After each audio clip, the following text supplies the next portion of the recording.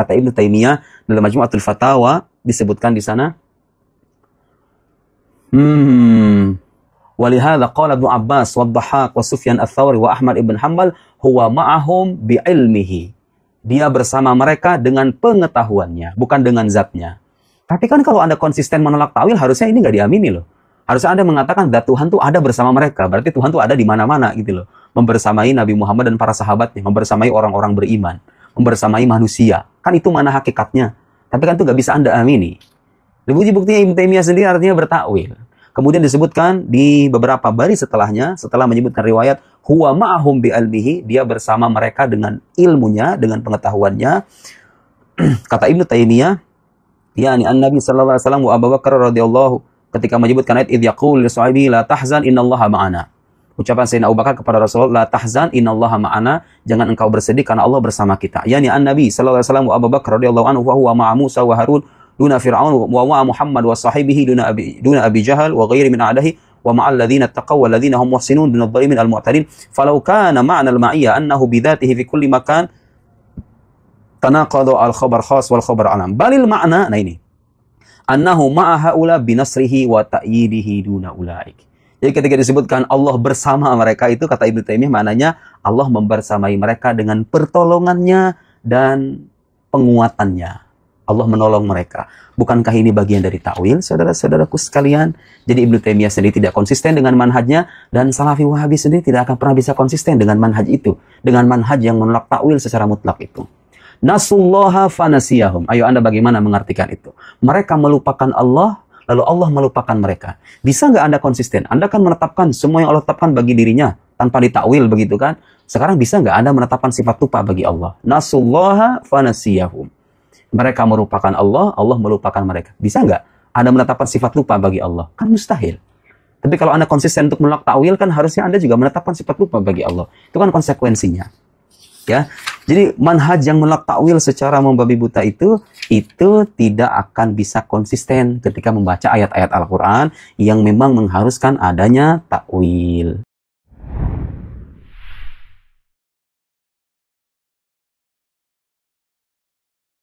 Takunu kalladzina nasullaha fansahum anfusahum. Di sini Allah tidak boleh diartikan memiliki sifat lupa, melainkan perlu ditakwil.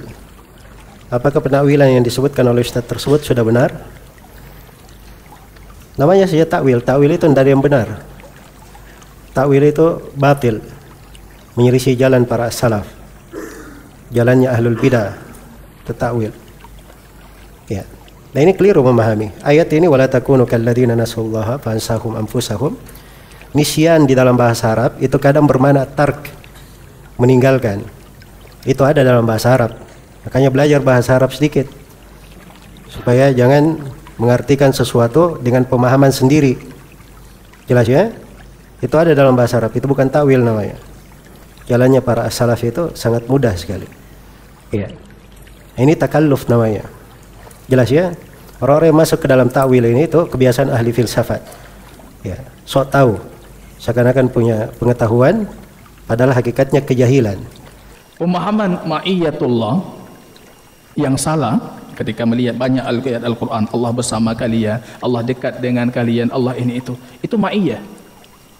Ma'iyatullah tidak mengharuskan keberadaan zatnya. Itu dalam logika kita, dalam bahasa kita juga demikian. Kamu pergi, berangkat, insya Allah saya dengan kalian. Padahal saya di rumah. Maksudnya saya siap dengan kalian. Kebutuhan kalian insya Allah saya siap memenuhinya, ini itu. Pemaknaan ma'iyah, kebersamaan ini, mereka berpikir kebersamaan itu harus menghadirkan zat. Itu yang membuat mereka mengatakan Allah di mana-mana. Dimanapun ada Allah. Padahal ma'iyatullah itu dalam Al-Quran itu Allah bedakan. Ada ma'iyah dengan muslim, dengan mukmin. Ada ma'iyah ammah, kebersamaan Allah dengan semua makhluk. Dan ma'iyah yang khasah dengan mukmin ataupun dengan yang ammah dengan makhluk, itu sama sekali tidak mengindikasikan keberadaan zatnya. Karena ayat Al-Quran kan tidak mungkin dia bertolak belakang dengan satu ayat lainnya. Ketika berbicara tentang keberadaan zatnya, itu ayatnya banyak sekali dan jelas sekali. Ar-Rahman 'alal 'arsy istawa, itu sampai berapa ayat? Istiwa 6, 6 ayat dalam Al-Quran, Pak. 6 ayat. Kalau satu masih mungkin kita katakan ini majas. Kalau cuma satu ayat mungkin peluang untuk mengatakan majas lebih besar. Tapi ketika 6 ayat dikuatkan lagi dengan berbagai macam sirah, bentuk kalimat yang lain, itu kenyataan dalam ilmu linguistik, kepastian memastikan majas. Itu ketika berbicara tentang keberadaan zat. Tapi kalau berbicara tentang ma'iyah, bahwa aqrabu ilaikum min hablil warid, dekat dengan kalian dibandingkan urat nadi kalian, itu berbicara tentang ma'iyah. Ma'iyah sama sekali tidak berkaitan dengan zat. Itu bisa kita pahami dalam bahasa Indonesia, apalagi dalam bahasa Arab.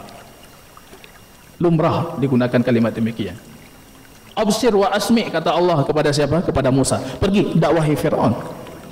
Sesungguhnya aku mendengar dan aku melihat. Itu ma'iyah.